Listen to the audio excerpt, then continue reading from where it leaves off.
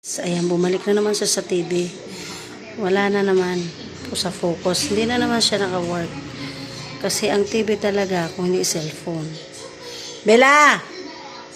Bella! Nasa TV ka na naman. Tapos ka na ba? Yung basura, tinapon mo na. Tapos, pagkatapos tapon, ano mangyari sa basura? Natulala ka. O pagkatapos, anong gagawin sa basurahan? Talagay ng plastic. Sa palagay mo. Wow, thank you, alam mo.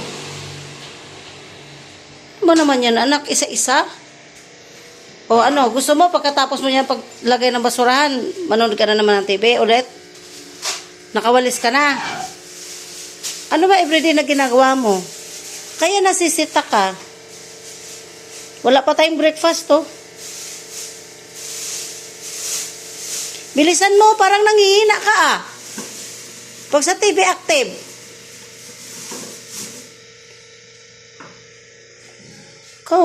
Tingnan mo yung mukha mo. Ayusin mo yung nilalakad mo. Everyday na lang. Pwede ba ako po na videohan? Eh, bakit? Nagagalit ka. Ganyan yung style niya. Iiyak.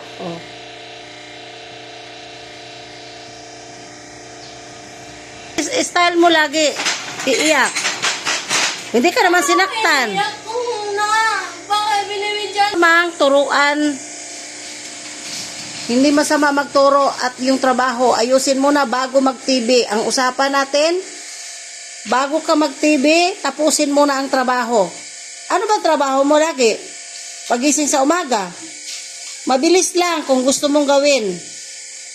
Huwag mong ipakita yung ugali mo na hindi maganda.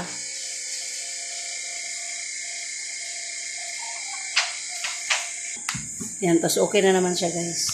Ganyan siya. Iiyak siya, wala namang dahilan, tas may okay na naman siya. Hindi tayo nasasaktan. Bilisan mo yung trabaho mo, bilisan mo. Hindi kailangan umiyak, kasi hindi ka naman sinasaktan. Every time nagagalaw ka, gagawa ka, iiyak ka. Ilang taon ka na tinuturuan, mula 8 years old hanggang ngayon, ganun pa rin ang mga reaction mo, hindi ka na natututo. Para dapat sana, hindi tayo mag-aaway dalawa, walang problema, gawin mo muna yung dapat gawin bago ka manood ng TV.